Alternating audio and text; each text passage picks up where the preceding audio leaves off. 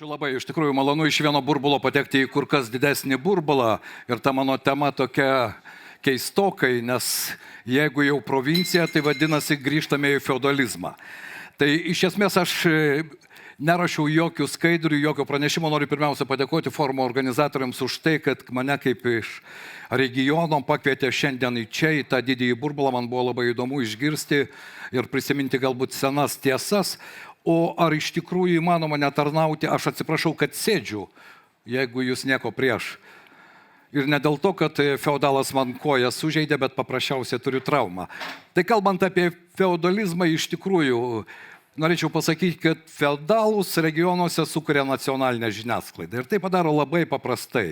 Ir jeigu mes prisiminsime tą regioną, iš kurio aš esu iš Alytaus, tai tą mūsų vietinį feudalą sukūrė būtent nacionalinė žiniasklaida, kurie jam dabar leidžia pasakyti, žinote, vietinė, regioninė žiniasklaida manęs iš viso nedomina.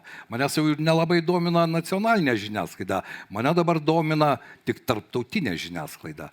Tai štai tas feudalo kūrimas, be jokios abejonės, jis po to turi savo pasiekmes. Ir kaip tam pasipriešinti, visų pirma, mano nuomonė, nereikia būti baudžiauninku. Tada feudalas galbūt praranda tam tikrus botago, nors botagą jis turi, bet šiek tiek mažiau galimybių veikti tave. Ko reikia tam, kad tas stuburas nebūtų nulaužtas, iš tikrųjų reikia begalės dalykų. Ir savo kaip žurnalisto ar žiniasklaidos suvokimo, nes ana pusė žiniasklaida suvokia labai paprastai, aš jums galiu pacituoti, labai paprasta. Jūs turite pateikti tuos klausimus, kurių aš prašau. Tai kai mes vieną kartą pasakėme, kad mes negalime būti mikrofono stovų, deja, mūsų kontaktai su vietinė valdžia baigėsi. Baigėsi visomis prasmėmis, bet jie panaudojo botagą ir dabar galiu tik tai atsikvėpęs laisvai pasakyti, mes neturime jokių finansinių ryšių su vietinė valdžia.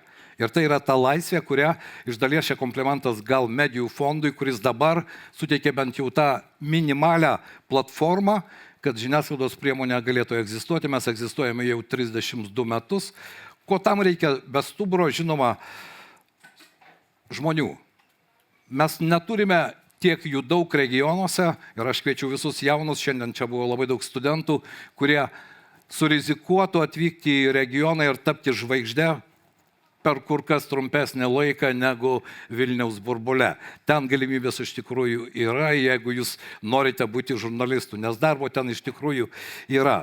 Tai be finansinės priklausomybės ir komandos ją suburti gana sudėtinga, nes jeigu mes kalbėsime apie feodalus, o jų vis daugiau atsiranda Lietuvoje, nežinau, ar savivaldos įstatymo pakeitimai tai lėmė, bet jie formuoja savo žiniasklaidos komandas. Ir tai ne vien tik tai portalai ir žiniasklaidos priemonės, kurios vienokiu ar kitokiu būdu yra finansuojamos viešaisiais pinigais iš to paties biudžeto. Bet jie kūrė savo komandas, kuriuose, galite įsivaizduoti, kokia nors nedidelė savivaldybė turi 6 žmonių komunikacijos skyrių, kurie atlieka, jie taip įsivaizduoja, žurnalistų darbą. Ir platina visą tą informaciją visais įmanomais kanalais.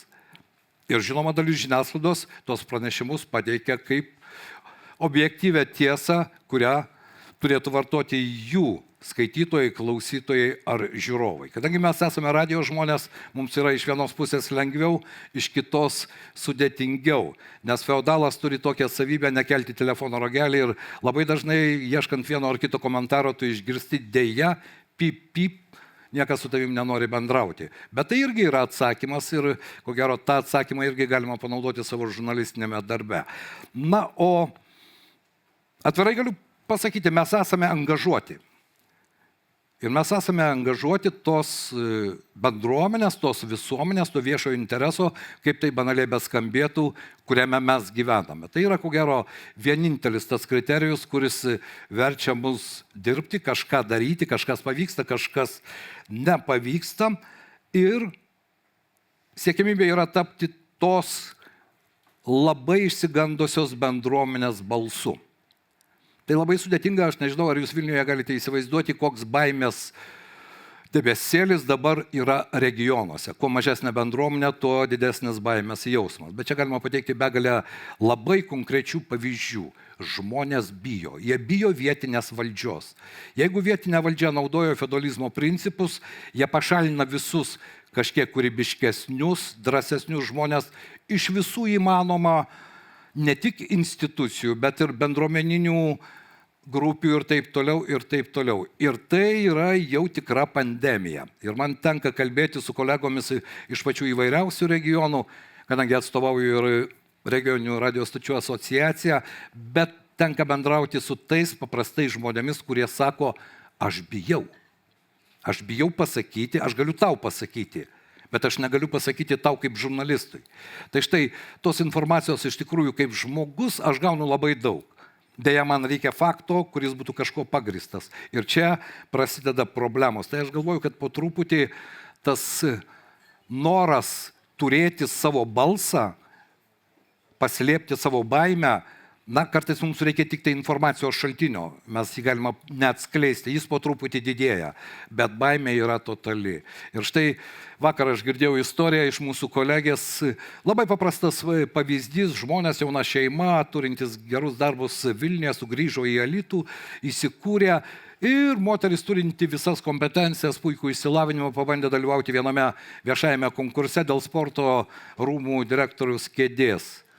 Ir po to jį pasakė, žinot, mes jau galvojame, gal bus savaitės ne, bet po mėnesio mes sugrįšime į Vilnių. Ką tai reiškia? Jis sako, aš pamačiau tą sistemą, kurioje tavo kompetencija nieko nereiškia, nes laimi tie, kurie ten 18 metų jau yra partinėme sąraše. Tai štai kalbant apie tuos feodalus, ten principas dabar labai paprastas. Ne kompetencija svarbu, o lojalumas lygų kompetencija. Ir kuo toliau, tuo tas labiau įsigali. Nesinori kalbėti negatyviai, bet iš tikrųjų savivaldoje reikalai, tai ne vien tik tai čekiukų skandalas, jie yra labai problematiški. Nežinau, ar absoliučiai visose 60 savivaldybių ir čia nacionalinė žiniasklaida gali irgi šiek tiek labiau pakrapštyti, nes kartais mus kaip vietinių žurnalistų žeidžia, kai veiksmas vyksta Alytaus mieste, bet jie rašo vis tiek Alytaus rajonas. Bent tiek pasidomėti iš tikrųjų būtų galima. O kitas, tai būtent pasigauti tą populiarų politiką ir jam uždėti tą karūną. O ta karūna dėja nekrenta po to, nesvarbu, ką tu gali bedaryti. Ir mes tokį konkretų pavyzdį turime pas save. Dar viena problema tai yra, ko gero ir jūs susidurėte, duomenų prieinamumas. Norint bent jau kažkiek objektyviai būti žurnalistų, reikia duomenų ir ne visi mes galime kapstytis labai ilgai.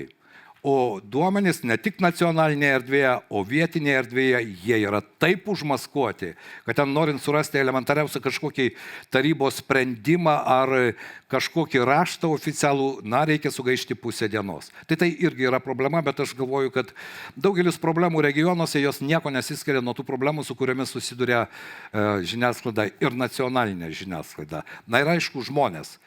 Žmonės, kuriais reikia tikėti, aš gerbiu savo auditoriją, aš gerbiu savo bendruomenę, nesvarbu kokie jie bebūtų ir žmonės jaučia tą. Ir pirmiausia, reikia gerbti save. Tada pradedi gerbti šalia esantį, nesvarbu kokią nuomonę turinti žmogų. Aš nekalbu apie politinius aspektus, kurie savivaldoje ypatingai artėjant rinkimų metams, ten jau atskira istorija. Bet šiandien nemažai buvo kalbama iš tikrųjų apie žurnalistikos principus, apie žurnalistika, kuri daro poveikį, galbūt neteisingai, bet kuri kažką tai keičia. Sudėtinga tai padaryti, bet įmanoma. Ir kalbant apie konkrečius pavyzdžius, nežinau, ar tai yra reikšminga, bet tik mūsų kolegų dėka, mūsų radio stoties kolegų dėka, kurortinėje miesto dalyje neišdygo ten 5 ar 6 daugiaaukščiai vien tik todėl, kad miesto valdžia turėjo įsipareigojimus tai verslo struktūrai, kuri galbūt kažkokiu būdu jiems padėjo. Galbūt mūsų dėka tas brangus mūsų mero portretas iš tikrųjų pagaliau buvo sumokėtas mero pinigais, o ne mūsų viešaisiais pinigais. Galbūt todėl, kad atkreipė dėmesį, jog turėdami karališkojo dvaro likučius mes negalime viską užkasti arba išgriauti ir vis dėlto reikėtų atlikti tyrimus. Tai tokių pavyzdžių iš tikrųjų galima prirankioti. Galbūt tai daryti sudėtingiau regione. Nesakau, visą apimanti baimė pats yra svarbiausias dalykas. Ir nežinau, čia kolegos mes galime padiskutuoti, kokiamis priemonėmis galima tą baimę tirpdyti. Nes kodėl taip yra? Labai paprasta. Žmogus dirbantis viešajame sektoriuje nesvarbu. Savivaldybės pavaldžioje įstaigoje, savivaldybėje, įmonėje, jis puikiai žino, kad jeigu jis prabils savo vardu, viskas. Tame mieste jis nebeturi ką veikti. Tame miestelė jis nebeturi ką veikti. Jis turi ieškoti kitos vietos po saulę. Ir atvirai sakant, 32 metus aš dirbu radio stotyje, bet